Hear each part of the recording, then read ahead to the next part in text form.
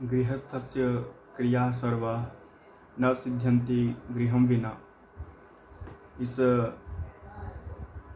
युक्ति को ध्यान में रखते हुए जहाँ पे घर का प्रयोजन ऋषिगण बताए हैं और उसी घर के प्रयोजन को सिद्ध करते हुए वास्तु निर्माण की जो एक विधि और वास्तु निर्माण में प्रयोग होने वाले जितने भी नियम और सिद्धांत हैं उनका क्रमशः जब हम अध्ययन करते हैं तो जो तीन जो आधारभूत स्तंभ हैं वास्तु के दिक् देश काल, उनके आगे चलते हुए हम वास्तु पुरुष की कल्पना को देखते हैं। वास्तु पुरुष अर्थात जहाँ पे हमारा अभीष्ट वास्तु है, जहाँ पे हम गृह इत्यादि का निर्माण करने का जो कल्पना कर रहे हैं या उसका जो हम एक संकल्प कर रहे हैं, तो उस भूखंड के ऊपर वास्तु और वास्तु पुरुष दोनों का और इसके साथ ही दिग्देश काल का जो अंतर्संबंध स्थापित हम करते हैं, तो उसमें उसी को स्थापित करते हुए उनका प्रबंधन करते हुए हम कैसे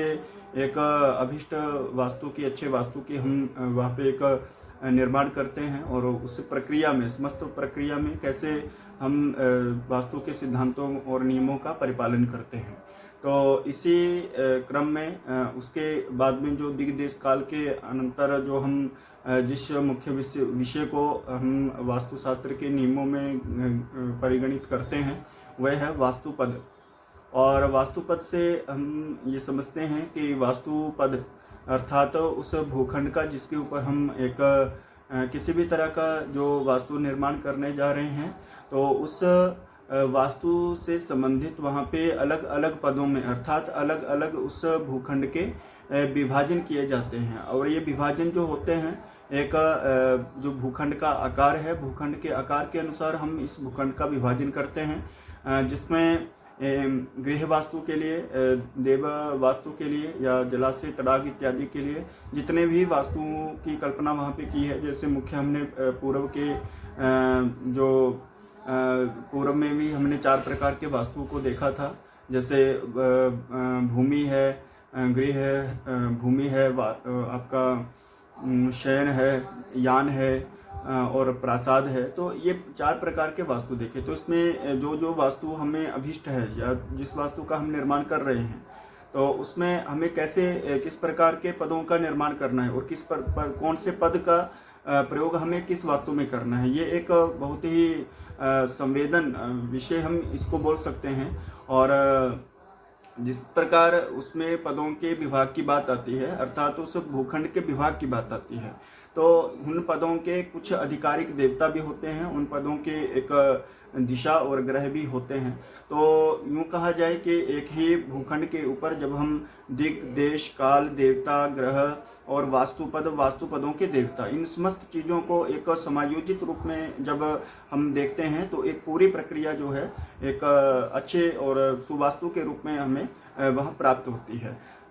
बशर्ते वहाँ पे जो भी हम अध्ययन कर रहे हैं या जो भी जिस प्रकार का भी वास्तु हम देख रहे हैं, तो उसमें इन सभी विषयों का एक जिसको हम बोल सकते हैं शास्त्र सम्मत वहाँ पे उसका निर्धारण हमें करना है। और यही निर्देश जो है हमें शास्त्र करता है, जिसमें वास्तु पदों का विभाजन एक मुख्य विषय है। और वास्तु पदों में जैसे एकादशी पद वास्तु, चतुष्षष्ठी पद वास्तु या शतपद वास्तु, ये 3 वास्तु जो है मुख्य रूप से जो निर्माण में ग्रहण किए जाते हैं। इसके अलावा भी बहुत सारे वास्तुपद होते हैं।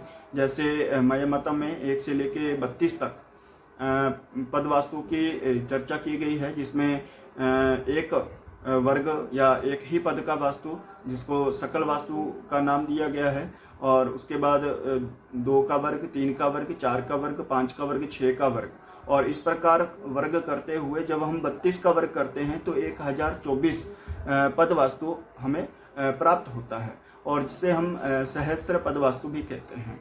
तो एक पद वाला वास्तु हमें कहाँ प्रयोग करना है, 4 पद वास्तु वाला कहाँ प्रयोग करना है, 64 पद वाला कहाँ प्रयोग करना है, और 100 पद वाला। तो ये तमाम जितने भी पद हमें प्राप्त हो रहे हैं और जितना भी हमारा वास्तु है, चाहे वो जलाशय हो, वापी हो, कुआं हो, तड़ाग हो, चाहे वृत्ताकार वास्तु हो या आयताकार हो या वर्गाकार हो, तो प्रत्येक वास्तु की जो संरचना है तो इसको एक संरचना का क्रम हम बोल सकते हैं कि उसको संरचना जब हम करना है तो हम एक नियम में करते हैं, एक दायरे में करते हैं। और उन समस्त देवता जो इसे वास्तु पुरुष की उत्पत्ति में भी जो 45 देवताओं की चर्चा आई थी कि 45 देवताओं ने उस वास्तु पुरुष को पकड़े रखा था। तो यहाँ भी हम वास्तु पुरुष की कल्पना कर रहे हैं, वास्तु पुरुष को उस भूखंड में स्थान दे रहे हैं और उस भूखंड को हम अलग अलग पदों में विभाजित कर रहे हैं। तो निश्चय ही वहाँ पे जो 45 देवताओं का क्रम है वो भी हमें देखना पड़ेगा और किस देवता के पास किस पद वास्तु में कितने पद को प्राप्त हो रहे हैं वो भी हमें देखना पड़ेगा। दूसरी बात यह है कि इन पदों को जहाँ हम देवताओं को स्थान देते हैं तो उन पदों की गणना से हम ये भी जानते हैं कि उस अभिष्ट पदों में किस देवता का अधिकार है और उस देवता वह जो देवता हैं वो किस ऊर्जा से संबंध रखते हैं।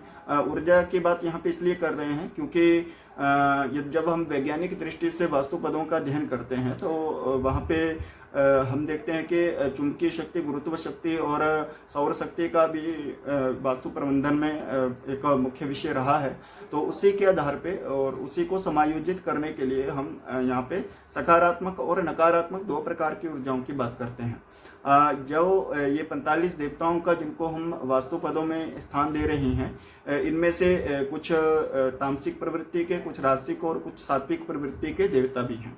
उदाहरण के लिए हम देखें तो ब्रह्मा के पदों की जैसे 81 पद वास्तु में हम 9 पद जो हम मध्य में ब्रह्मा को देते हैं। तो वे पद जो हैं वे ब्रह्मा जो हैं वो सात्विक प्रवृत्ति के देवता हैं। तो मतलब वहाँ पे सत्व यानी सकारात्मक ऊर्जा का ही प्रभाव रहेगा। अब इसी प्रकार जब हम देखते हैं कि सर्प हैं, पितर हैं इत्यादि और यम हैं, तो ऐसे जो देवता हैं ये एक मतलब असुरीय शक्ति भी इनको बोल सकते हैं। नैऋत्य कोण में राहु का अधिपत्य है और राहु एक राक्षस प्रवृत्ति का ग्रह है। तो वहाँ पे ये समस्त जितने भी देवता हैं तो ये नकारात्मक शक्ति को द्योतित करते हैं। तो इसमें हम देखते हैं कि इस पद में एक सकारात्मक पक्ष है और एक नकारात्मक पक्ष है। इसको समझने के लिए हम यूँ कहें कि ये पूरा का पूरा वास्तु भूखंड जिस पे हम निर्माण कर रहे हैं ये हमारा एक डिवाइस है। उसके अंदर ये जो पद देवता हैं और उसके अंदर जो वास्तु पुरुष है, वास्तु पुरुष उसके अंदर की संरचना है जिसमें जैसे एक डिवाइस में हम देखते हैं कि उसके अंदर कुछ मैनिपुलेट्स जोड़े जाते हैं, कुछ तारें जोड़ी जाती हैं और ये तारों का काम यहाँ पे करते हैं रज्जू।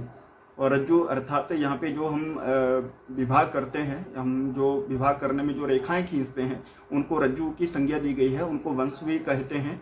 और वही रज्जु एक देवता को दूसरे देवता के साथ जोड़े हुए है, अर्थात एक देवता के भाग को दूसरे देवता के भाग के मध्य का जो भाग है वो उन रज्जु के रूप में हम देखते हैं। मतलब यहाँ पे जितने भी देवता हैं सभी एक दूसरे के साथ कनेक्ट हैं, सभी एक दूसरे के साथ जुड़े हुए हैं। तो इसमें कुछ सकारात्मक भी हैं, कुछ नकारात्मक भी हैं।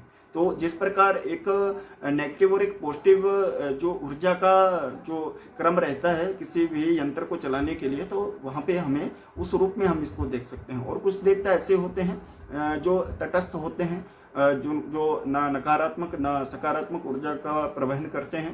तो इस प्रकार पूरा का पूरा इस वास्तु को चलाने के लिए इस वास्तु पुरुष की जो एक ऊर्जा, जिसको ऊर्जा स्रोत हम ऊर्जा पुंज हम जिसको मान रहे हैं, तो इस पूरी ऊर्जा को चलाने के लिए, उत्पन्न करने के लिए ये समस्त देवता अपने अपना कार्य करते हैं। और उनके कार्य करने का एक निश्चित स्थान होता है जिसको हम वास्तु पद कहते हैं। और यही वास्तु पदों में हम उन देवताओं का प्रभाव देखते हैं और उन्हीं देवताओं के अनुरूप हम गृह इत्यादि में कक्ष विभाजन करना है, कोई निर्माण करना है। और जो भी हमारा अभिष्ट निर्माण हो, जो भी निर्माण हम करना चाहें, तो उस निर्माण को हम उन देवताओं के अनुरूप, उन देवताओं की प्रकृति के अनुरूप, उन देवताओं के गुणों के अनुरूप हम वहाँ पे उस वास्तु पद में या अपने उस वास्तु के लिए जो भूखंड है उसमें कोई भी हम निर्माण कार्य करते हैं।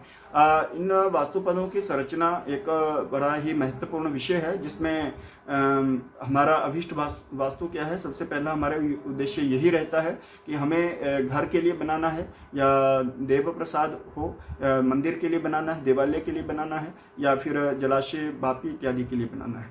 तो वहाँ पे हमारे जो उद्देश्य है, हमारे उद्देश्य को ध्यान में रखते हुए वहाँ पे वास्तु पदों की संरचना की जाती है। और इनकी संरचना कैसे करनी है उसके एक क्रम है, एक विधि है, जिसको हम अगले भाग में देखेंगे। धन्यवाद।